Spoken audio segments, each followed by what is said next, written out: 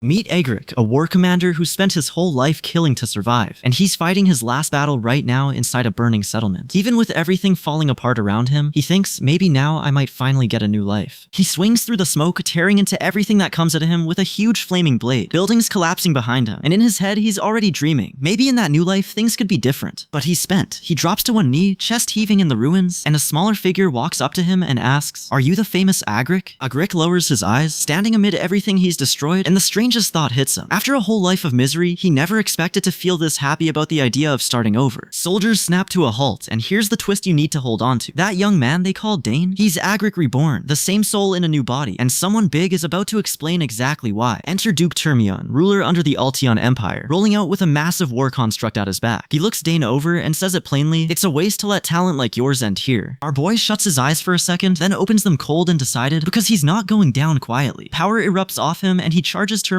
head on. But Termion is on another level. Dane gets slammed back, and the whole exchange goes up in one enormous blast that swallows them both. Through the smoke, Termion says it almost gently, "If you just grown a little more powerful," and lets the rest hang. Then he unleashes everything, a monstrous vortex of power that comes down like a verdict. In his first life, and to understand what he's throwing away, you have to see where Agric came from. A war orphan left alone does whatever it takes to survive, and for him, that meant getting shoved straight onto the battlefield. So he learned to fight the hard way, cutting through soldiers, taking hits, giving worse, magic and steel flying in every direction. But Agric had a secret weapon nobody could match. A magic core lodged right in his heart lights up mid-fight, and when it detonates, the blast throws every enemy near him flat. That's the man they named Commander Agric, someone who fought his way up from nothing, and he died before he ever got to use all of it, which is the exact wound that gets a second chance to finish the job. Rewind to the war, and Agric is still describing the peak of what he became. He says that when he finally pushed past 3 magic cores, he had power almost nobody on that battlefield could match. As the sun goes down over the flags and the soldiers, he lets himself dream out loud for once. Once this war is over, he thinks, maybe even a life this exhausting can finally change. But wanting is not resting, so he charges straight back in, weapon up and screaming into the enemy line, unleashing a blast of magical energy to break through his dream of an easier life, riding on winning this war. He cuts through them one after another, taking hits and giving back worse, enemies going down around him with every swing. Then he pours everything into one huge strike, and the 3 cores in his chest let loose at once, tearing the whole battlefield apart. He thinks he's done it, that he's achieved all of it. The magic keeps building, wave after wave rolling off him and burning through his own reserves until the field is nothing but light and wreckage. He walks out of the aftermath still standing. That's usually where the winner gets to breathe. Instead, the power turns on him. A fresh blast erupts and slams straight into Agric, and he's caught in another clash he wasn't ready for. He cries out, boxed in by a ring of energy closing around him, and this time there's no counter left in the tank. The blast connects, everything detonates, and the explosion throws Agric backward like a rag. And that's how the great Commander Agric ends. He lies broken in the burning wreckage, the man who surpassed 3 cores dying before he ever got to use all of it. But death isn't the end of his story. Somewhere far from that battlefield, a nobleman is holding out a newborn baby, and that baby is Agric, reborn. He looks down at the tiny hands holding him and can barely believe it. He didn't come back as just anybody, he's the youngest son of a count now. The war orphan who scraped for every scrap of survival woke up wrapped in warmth and family, and something in him just decides, fine, let's take this second life and rise through it.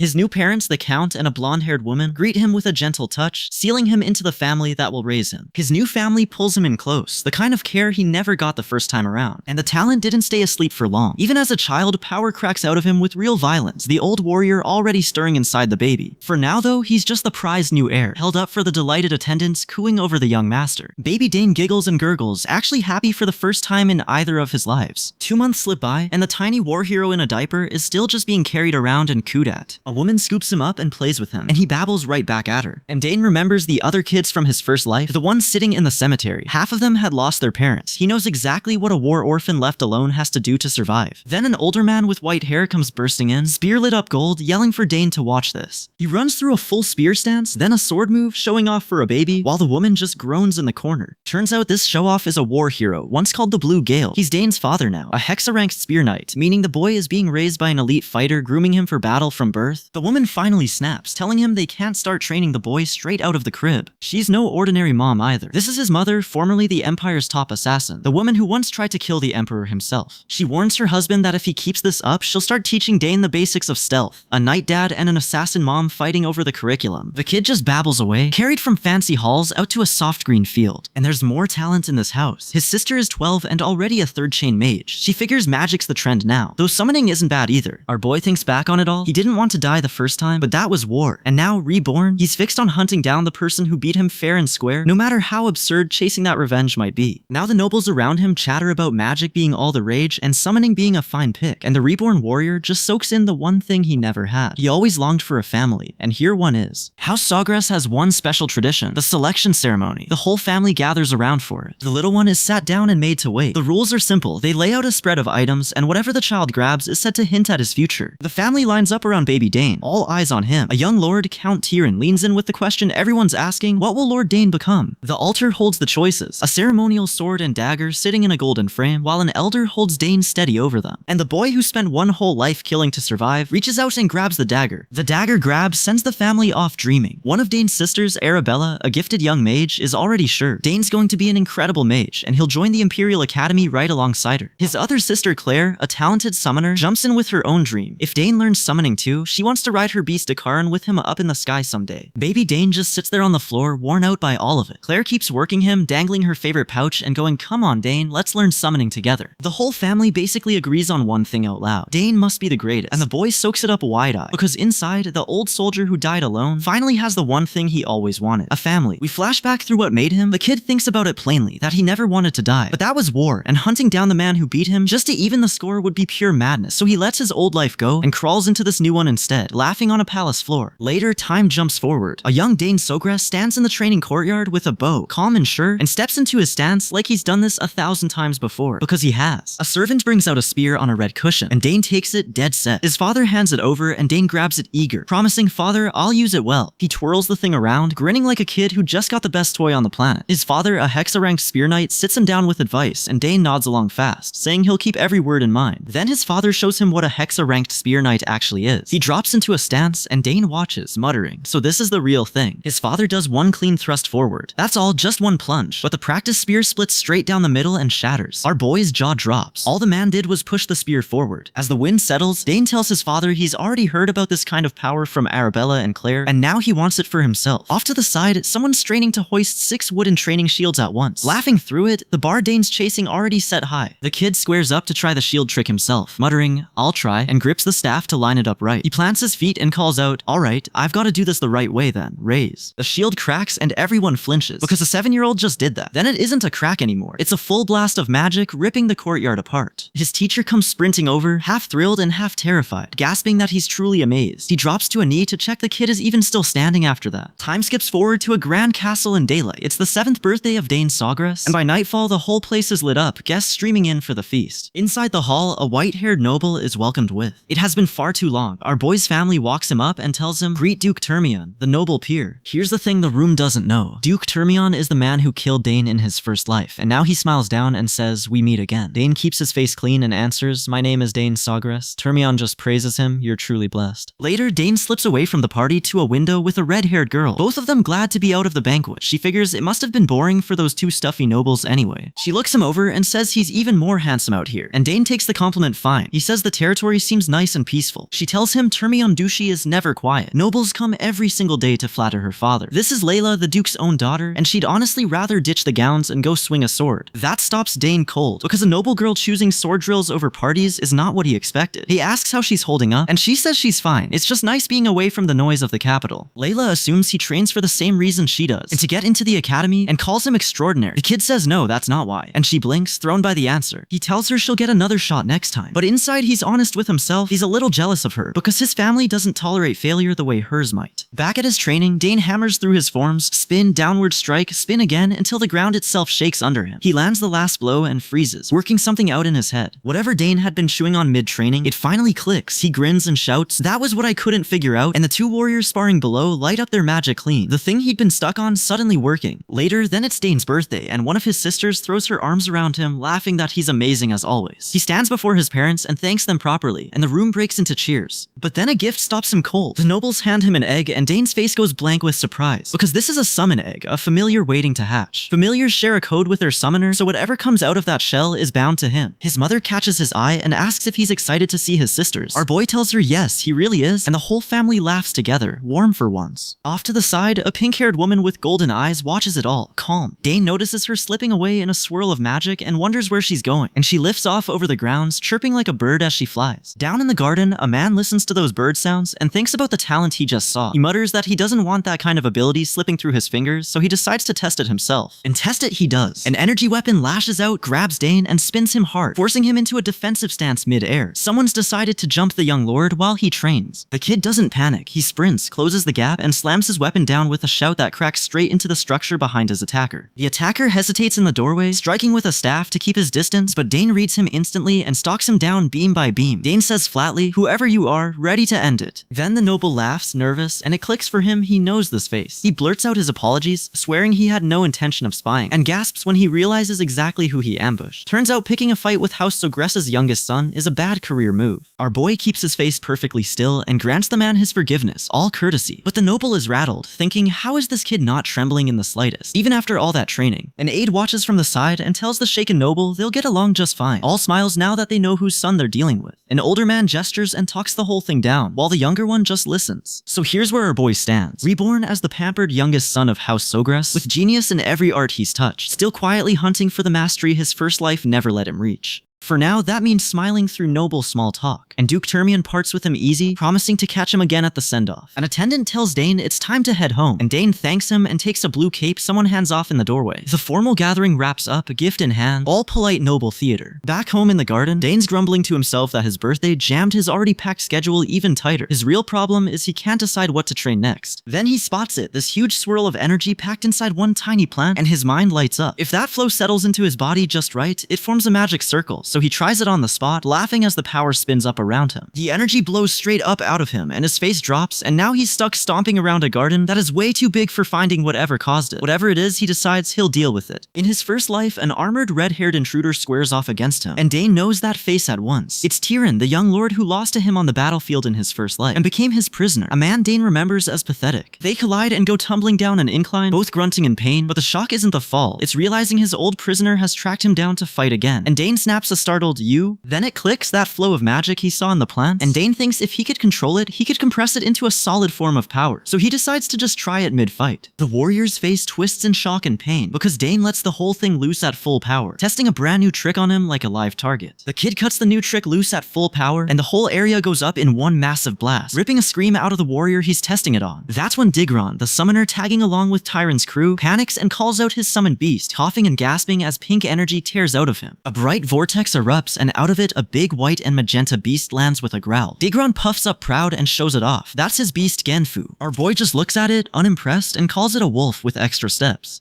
That's it? Digron sends Genfu charging straight at him, but Dane noticed the faint link between Digron and Genfu, so he layers his own magic over it, just like Claire taught him. His eyes harden, the beast's eye flicks to him instead, and mid-charge Genfu slams to a stop and turns on Digron, knocking him flat. The kid thinks he's never properly summoned anything in his life, and he pulled this off on natural instinct with beasts alone. Off to the side, two nobles watching from outside jerk in alarm at what they just saw. Now Count Tyron himself storms up, the head of House Tyrant, furious that this kid is the one who wrecked his son's face. As Sogress' guest, he says he'd have let a lot slide, but this crosses the line. Our boy stands there calm and just names himself. "I am Dane Sogress, youngest son of the Count." Tyron freezes. This rascal is Dane? And then his face shifts, because the youngest Sogress heir dropping into his lap is suddenly an unexpected opportunity. The kid narrates how it went from there. A Sogress military commander shows up and hauls him in, while Tyron's man snarls impudent bastard at him the whole way. So now they drag it in front of the adults as a serious crime, and Dane just grins, cool as anything, while Tyron's side loudly builds the case against him. But before he answers a single charge, Dane flips it. He says he's the one owed an apology first, which sends the red-haired accuser into a fury, spitting insolent brat. Then it lands with Tyrion. He'd heard the Count's second daughter is a genius summoner. Hand to his chin, he thinks he finally understands what he's dealing with here. And Dane, standing there in the sunset with everyone staring, just confirms it flat. "Yeah, that's me." An older noble jumps in to scold Dane, telling him a boy his age should mind his manners around adults. Our boy doesn't flinch, just clocks that two figures are walking up and asks flat out if they were looking for him. Then he sees who it is, and his cool cracks for a second. "Father," he says, because the Count, Dane's father, has arrived, and he isn't alone. Someone in the crowd gasps that the Count and Duke Termian have shown up together. Two high nobles rolling in side by side in full military dress, faces dead serious. Tyron doesn't waste it. He starts feeding the Count his version, that Dane lied, tried to attack him, and his behavior is appalling, while quietly savoring what kind of grim future is waiting for this brat. The Count steps forward and hearing Tyron's whole complaint, actually gives ground. He agrees that taking someone's summoned beast is going too far and hard to defend. But Duke Termion cuts in, saying a fight like this can't be judged off one side story alone, and offers to help sort it out. Inside, the Count is cursing, why did the Duke have to show up and complicate everything because he's got a bad feeling about this. Duke Termion turns to Dane and tells him to explain what happened. The kid doesn't deny it all. He admits some of Tyrion's story is true, then flips it. Tyrion got angry at his words and grabbed him by the collar first. Tyrion shouts that he's lying. When did he ever grab him? But another noble backs him up, saying go on. He clearly heard it too, and Dane keeps rolling that Tyrion ordered Denfu to kill him after summoning it. Tyrion's man sneers, what kind of 7-year-old even talks like this? Well, Dane calmly denies taking the beast by force. Tyrion pounces on that. A summoned beast obeys nobody but its summoner, not unless there's some trick going on. And that's the trap Dane wanted. He explains that a weak summoner's bond can slip, so the beast will follow someone with real innate talent instead. Tyrion scoffs, someone with innate talent like you, that's nonsense. Is that even possible? Our boy says flatly it is, and Tyrion laughs it off, refusing to believe a word. So the bearded man on Tyrion's side proposes settling it the clean way. Prove it through a summoning. Tyrion's side is already sweating, grinding that of all times the Duke had to get involved now. The Count pats his son and asks if he really can prove it, and Dane fires back, yes father. Meanwhile, and behind Tyrion, Digron, the summoner who called Genfu, is quietly falling apart because he already severed his own link to the beast. He panics, what